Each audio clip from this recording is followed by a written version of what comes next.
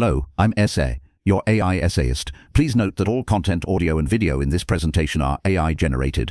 As AI can sometimes produce inaccuracies, I encourage you to verify any factual information presented. With that in mind, let's begin. The year 1934 marks a peculiar moment of intellectual culmination and societal collision. For Sheila Scott, a newly minted doctor of philosophy from the University of Cambridge, it represented the pinnacle of a formidable academic ascent. Her dissertation, a product of immense dedication under the guidance of one of Britain's foremost analysts, E.C. Titchmarsh, was a passport to the highest echelons of mathematical research. Yet, this passport came with a stark, unwritten condition, a widely understood and frequently enforced policy across the British academic landscape. A woman who married would forfeit her university post. This peculiar institutional arrangement created a profound tension, placing the pursuit of a complete personal life in direct opposition to the continuation of a professional one. The very structure of the academic world she sought to join presented a choice between intellectual fulfillment and domestic partnership, a dilemma that would shadow her entire career and shape the trajectory of a remarkable mathematical mind. Her journey to this crossroads began in a Scotland still deeply connected to its powerful traditions of rigorous accessible education. Born in Edinburgh, Sheila Scott was the daughter of a headmaster, and her early environment was one where intellectual curiosity was cultivated and academic achievement was held in high esteem. She entered the University of Edinburgh, an institution with a proud history in mathematics and the natural sciences, and quickly distinguished herself. Her performance was exceptional, culminating in a Master of Arts degree with first-class honours in mathematics and natural philosophy. The education she received there was thorough and classical, providing her with a powerful command of the foundational principles of analysis and algebra. This was the bedrock upon which her later, more specialized inquiries would be built.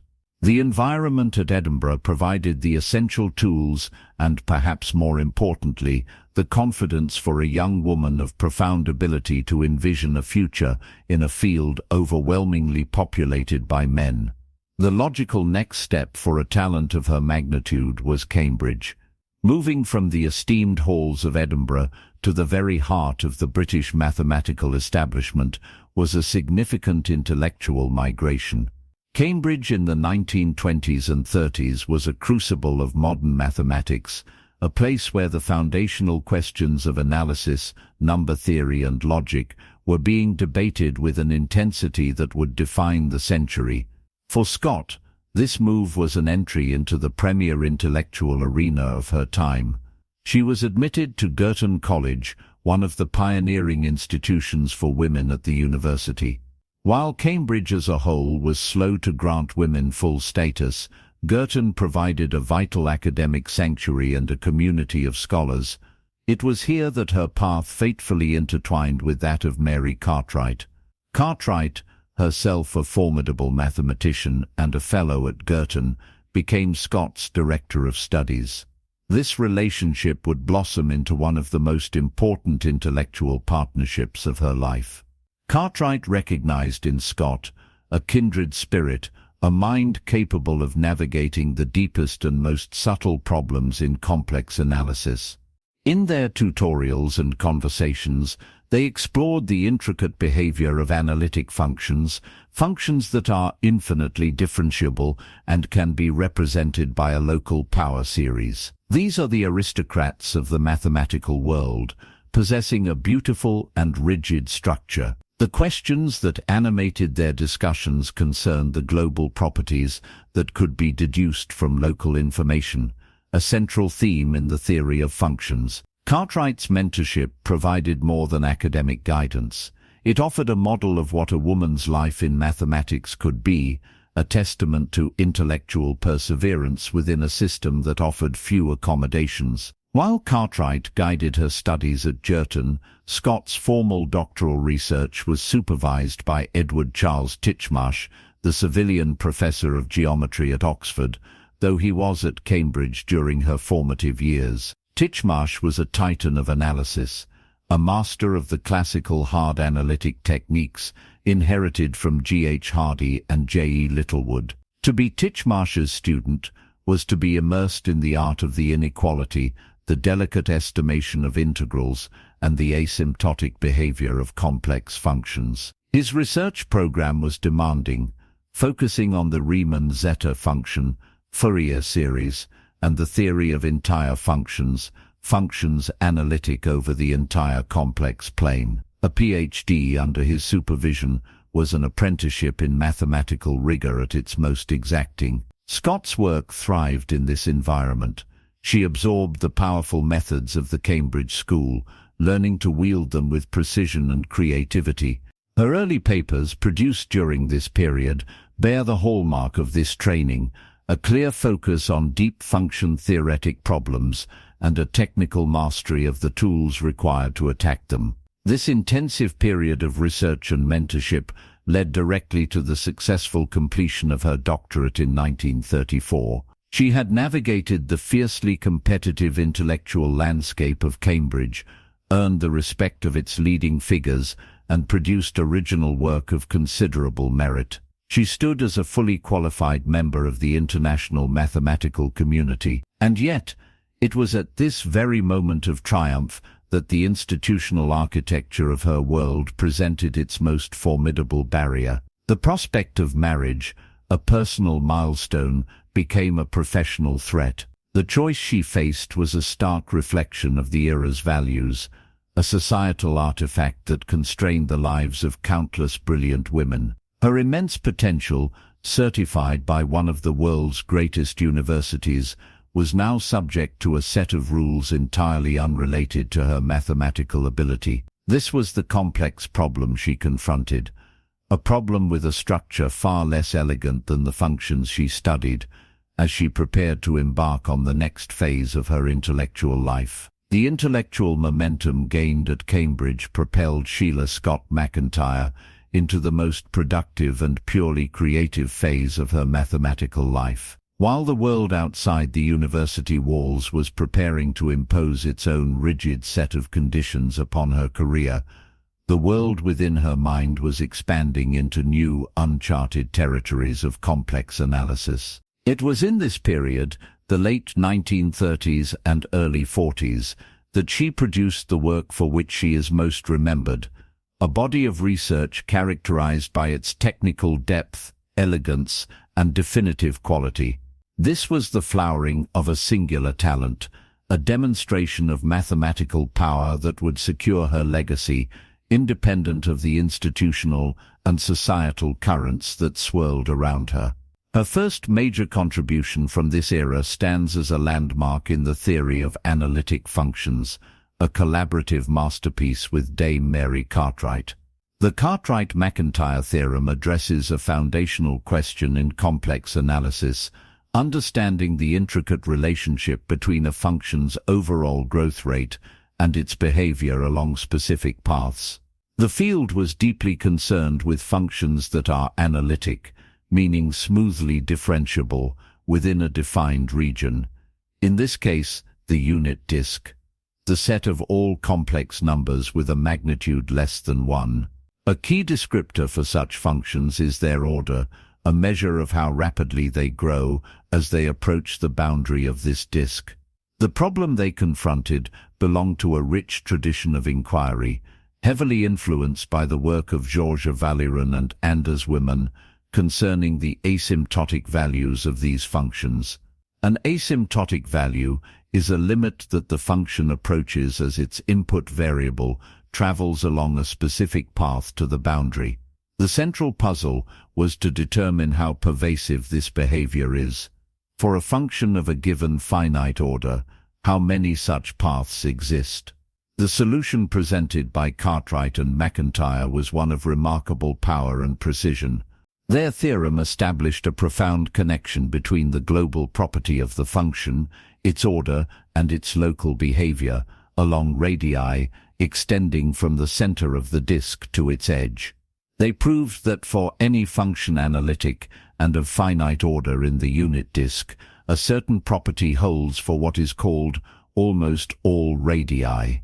This technical term, from the language of measure theory, essentially means that the set of exceptions is negligibly small. The property they established is that these radii serve as asymptotic paths, guiding the function toward a specific value. This result was a dramatic sharpening of previous knowledge. It provided a powerful guarantee that this orderly asymptotic behavior was the rule, a fundamental characteristic of the function rather than a rare or accidental occurrence. Their proof was a tour de force, weaving together sophisticated techniques from potential theory and the theory of harmonic measure to tame the wild behavior of functions at the edge of their domain. The collaboration itself was a meeting of two of the finest analytical minds of their generation, a partnership that yielded a result of enduring significance, now a cornerstone of graduate-level courses on the subject. Following this collaborative triumph, Macintyre demonstrated her formidable independent capabilities by solving a celebrated problem concerning a special number known as Whittaker's constant. This work shifted her focus from the general theory of functions to the more specific, yet equally deep, domain of interpolation theory. Interpolation concerns the art of constructing functions that pass through a predefined set of points. It has immense practical and theoretical importance, forming a bridge between discrete data and continuous models. Her investigation centered on a particular type of interpolation known as the Lidstone series, named for George James Lidstone. This series is especially useful for solving certain types of two-point boundary value problems that appear in physics and engineering. The problem itself was beautifully concrete. Associated with the convergence properties of the Lidstone series is a fundamental mathematical constant, today called Whittaker's constant in honor of Edmund Taylor Whittaker, who posed the problem of its determination. For decades, the precise value of this constant, which we can denote as W, remained an open question. Mathematicians had successfully established upper and lower bounds for it, corralling its value within a known interval, yet its exact identity was elusive. It was a classic mathematical challenge, a single well-defined number whose calculation required a deep plunge into the underlying theory.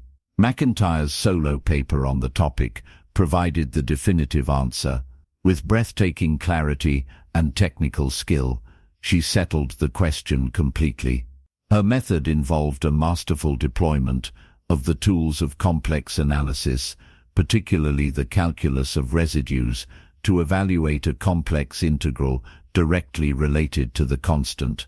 She proved that Whittaker's constant is exactly equal to 2 divided by a summation. The sum is taken over all positive roots of the transcendental equation, where the tangent of x equals x. The terms in the sum are 1 divided by the square of each of these roots. This was the final word.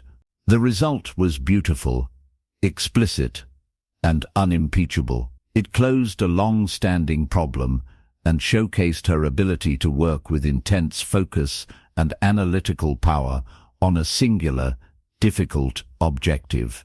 The paper stands as a testament to her individual brilliance, a perfect complement to the broad, theoretical power she demonstrated in her work with Cartwright. These two achievements, the Cartwright-Macintyre theorem and the determination of Whittaker's constant, represent the twin peaks of her early research career. One is a far-reaching theoretical statement about the fundamental nature of analytic functions, born of a powerful intellectual partnership. The other is a precise and elegant solution to a famous open problem, a demonstration of solo virtuosity. Together, they established Sheila Scott Macintyre as a mathematician of the first rank, an analyst who could operate at the highest levels of both abstract theory and concrete problem-solving. This body of work, produced under the shadow of looming professional uncertainty, forms the enduring intellectual core of her legacy,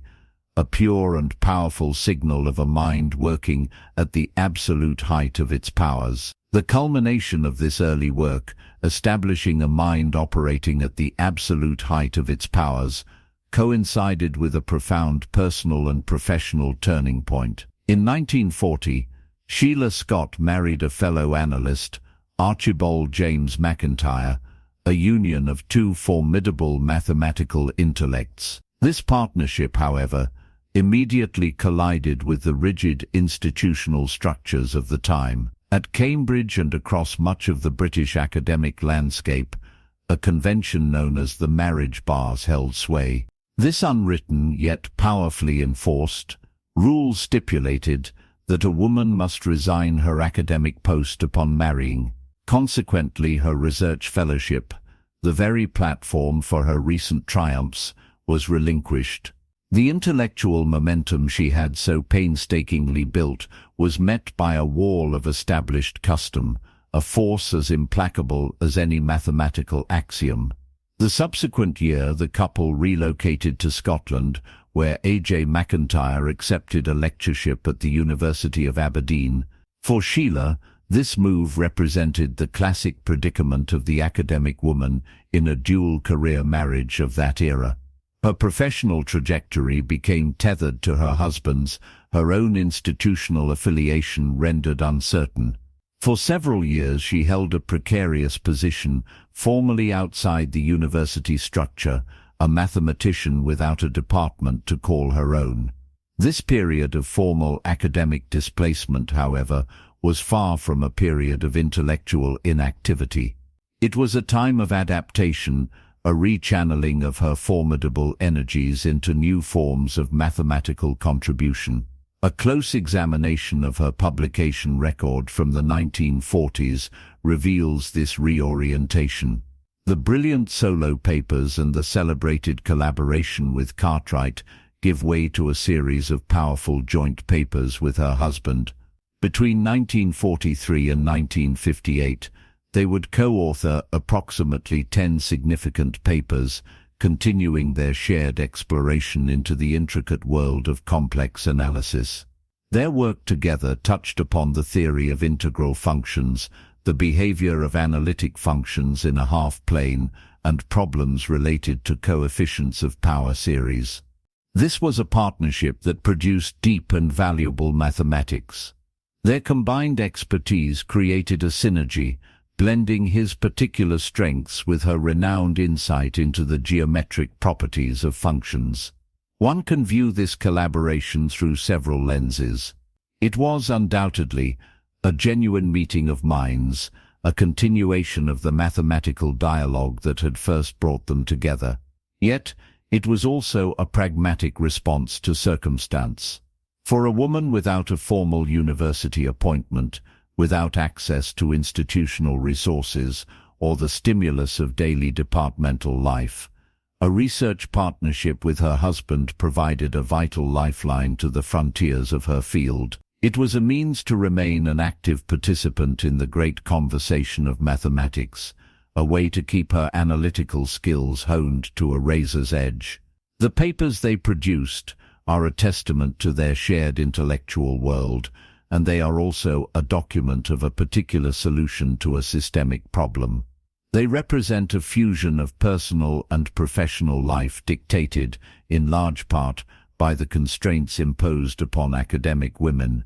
While this collaborative research continued, another facet of Sheila Scott Macintyre's mathematical identity came to the fore in Aberdeen. Eventually, she was able to secure a role within the university, first as a temporary assistant and later as an assistant lecturer, holding the position from 1947 until their departure in 1958. It was in the lecture halls and tutorial rooms of Aberdeen that her influence took on a new, deeply personal dimension. She became a legendary teacher. Former students recall a lecturer of immense clarity, intellectual rigor, and profound dedication. She possessed the rare gift of making the most abstract concepts in analysis feel tangible, almost intuitive, without sacrificing an ounce of precision. Her teaching was an act of intellectual generosity. She invested in her students with the same intensity she had once reserved for Whitaker's Constant. For a generation of Scottish science and engineering undergraduates, she was their definitive introduction to higher mathematics.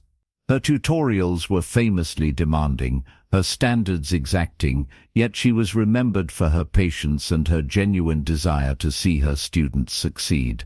This pedagogical work, often relegated to a footnote in the biographies of great researchers, was for Macintyre a central theatre of her mathematical life for over a decade. It was a channel through which her deep understanding of her subject could be transmitted directly, shaping hundreds of young minds. In an era where her own research path was obstructed, she dedicated herself to clearing the path for others, ensuring the next generation was equipped with the mathematical tools they would need. This was a contribution whose impact is difficult to quantify with publication metrics, but whose legacy resides in the careers of the many students she inspired.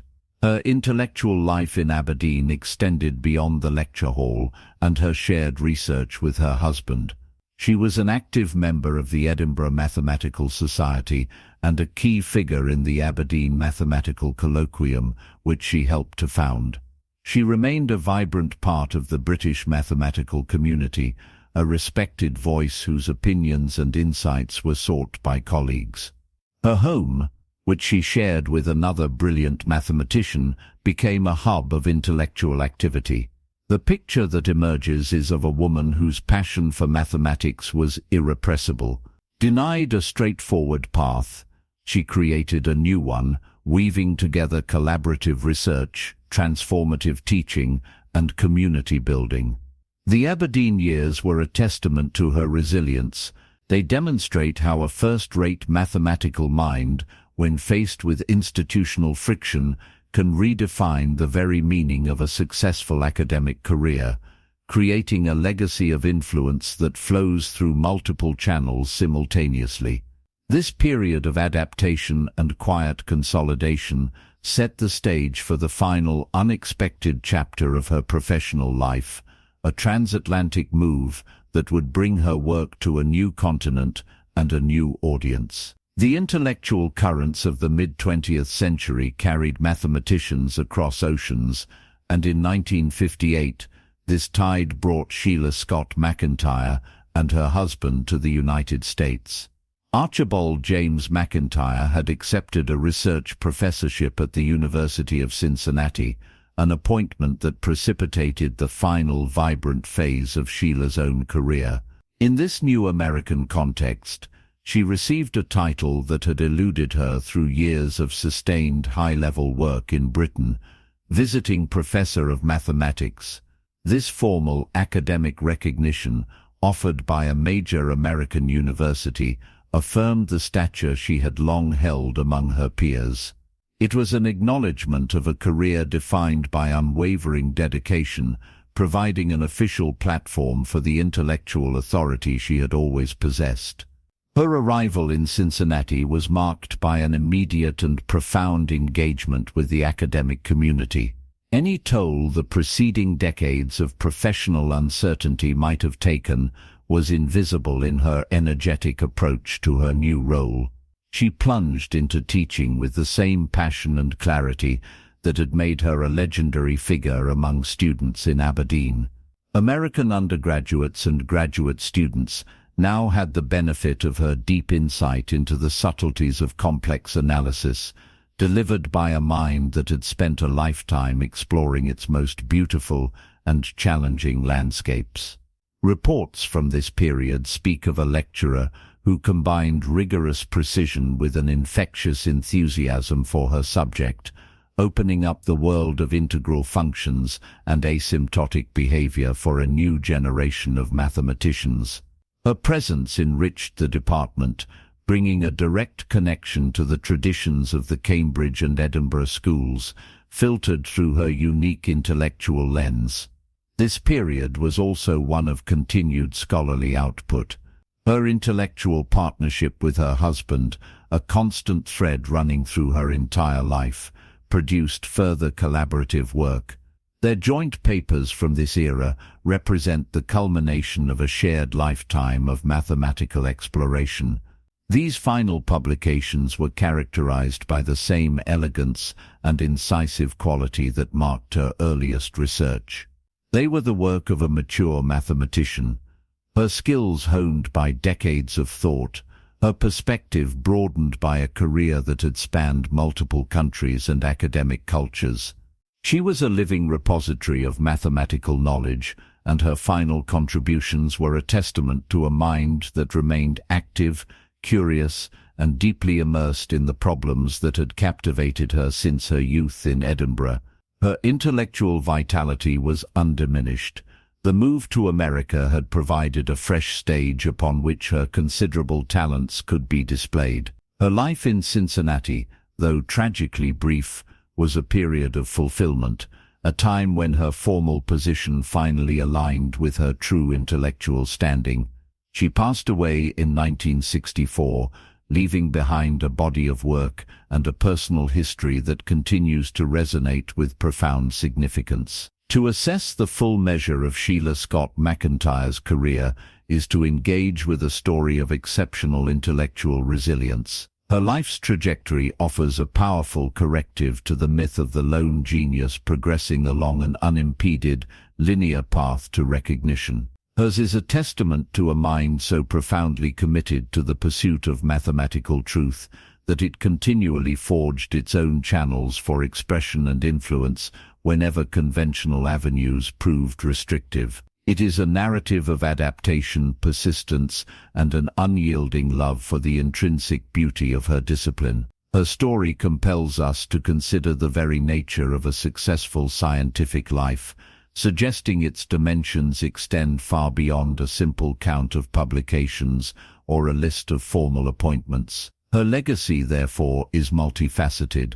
It resides first and foremost in the mathematics itself. Her theorems concerning integral functions, her precise estimations of the Whittaker constant, and her deep investigations into asymptotic values and Picard's theorem are permanent contributions to the field of complex analysis. This work is characterized by a distinctive elegance, a clarity of argument, and a deep, intuitive feel for the behavior of functions. These results are woven into the fabric of the subject, cited by researchers and taught to students, a lasting monument to her analytical prowess. They stand on their own, a body of pure mathematical achievement that secures her place in the annals of the field. Her career simultaneously serves as an indispensable case study for the history of science. It illuminates with stark clarity the contingent nature of academic reputation and the powerful role that institutional structures,